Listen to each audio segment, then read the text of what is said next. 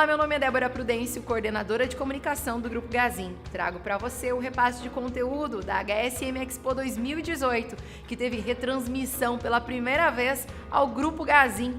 Mais de 600 pessoas reunidas, entre elas liderança, parceiros, fornecedores e clientes, para 3 dias de imersão em puro conhecimento. E você já parou para pensar que o mercado poderia ser como um ecossistema? Quem trouxe esse conceito para a gente foi o Josh Ito. Ele é diretor do Media Lab Meet, que é um laboratório de pesquisa bastante avançado sobre esse tipo de raciocínio que a gente vai aprender agora.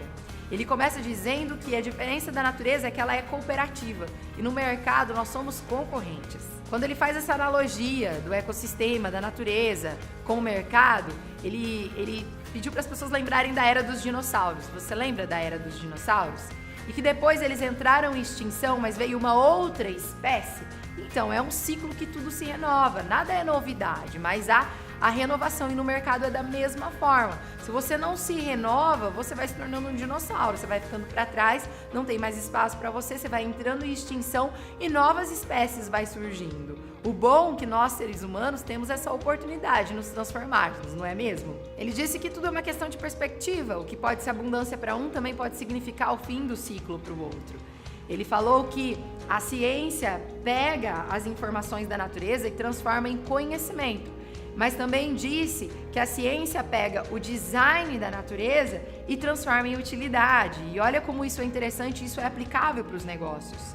É óbvio, mas alguns resistem, ele disse, que tem alguns que ainda resistem nessa mentalidade de que as coisas têm que se manter da mesma forma. E para desafiar esse tipo de mentalidade, ele disse: antigamente era muito difícil você desmarcar uma reunião. Hoje basta um WhatsApp, basta uma ligação e você desmarca uma reunião, você faz um compromisso, você está no mesmo lugar, em outro lugar ao mesmo tempo, através de uma videoconferência. E olha como as coisas mudam, olha como é uma questão de perspectiva.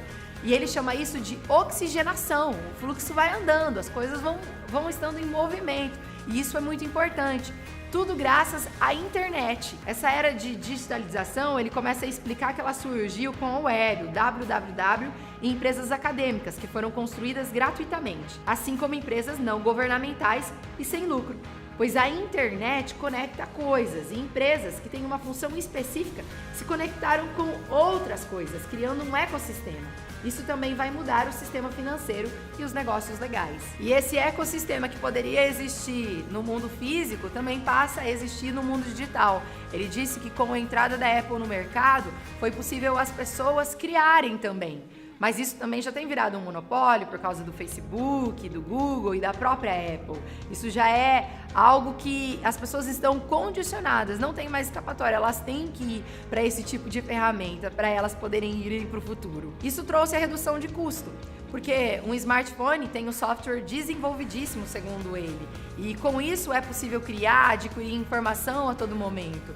Antes as pessoas só podiam elaborar projetos, fazer pesquisas dentro de um laboratório, e ele disse que hoje em dia já não existe mais isso.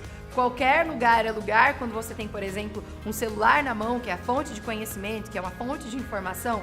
Ele falou que as escolas já têm se atentado para isso, criado um ecossistema entre elas, levando as crianças para esse tipo de experiência. Inclusive, essas experiências existem em cozinhas, em salas de aula, e ele falou que isso torna tudo mais disruptivo. E ele disse que tudo isso veio do Vale do Silício, né? O pessoal do Vale do Silício que era chamado de maluco porque eles não são formais, mas eles conseguiram comprovar uma economia colaborativa, de diversidade e, acima de tudo, bastante rentável, onde as pessoas criaram ambientes para se criar, né? Se cria em qualquer lugar, como eu disse. Tem escolas que já estão desenvolvendo esse ecossistema, tem muitas criações que têm acontecido dentro de cozinhas. Qualquer hora é hora para se criar, tendo toda essa acessibilidade. E ele comentou que o grande impacto, para que isso tenha um grande impacto, precisa mudar a mentalidade, a cultura dos governos, mas em atuações em áreas como a arte, a educação, dentro da própria família, dentro da economia, dentro dos negócios. Quando se parar para pensar nessas áreas que as coisas mudaram desse tanto, com tanta liberdade, mas tanta acessibilidade, tudo vai fluir muito mais rápido e esse ecossistema vai gerar muito mais vida. Enquanto isso pode ser um desafio para a geração antiga, porém que não deve ser excluída, Isso já é muito bem entendido na mentalidade dos jovens que têm nascido agora, o que eles chamam de geração Z. Eles já nasceram compreendendo que o mundo não é linear, que tem toda uma complexibilidade e tem toda uma exponencialidade. Então, para eles é fácil entender isso e não é difícil para eles se posicionarem porque eles acreditam nisso, eles tornam isso mesmo um estilo de vida. Ele disse que essa é uma geração muito corajosa, mas elas interagem com esses recursos e estão prontas para essa mudança cultural. Eles são em torno de 34% da população hoje, um número muito relevante. E com tudo isso, é claro, fica muito mais fácil se manifestar e pressionar para que uma mudança aconteça, né? Já que existe esse ecossistema no mundo digital onde está tudo interligado e a pessoa, independente de geração, tem acesso sim a tudo isso. Ele até comentou sobre os funcionários do Google, que assinaram uma petição pedindo que o Google não faça negócio com empresas que estão irregulares, empresas antiéticas, empresas que não são compatíveis aos valores do Google. Esse é só um dos exemplos, porque os funcionários do Google, além de serem conhecidos como muito colaborativos, eles também têm opinião, eles se manifestam em relação à opinião deles, né? Recentemente, os funcionários do Google fizeram uma manifestação contra o abuso sexual dentro das empresas, né? Inclusive dentro do próprio Google. Eles fazem esse tipo de trabalho que são convergentes aos valores deles. Mas é claro, né, que o Google é o Google.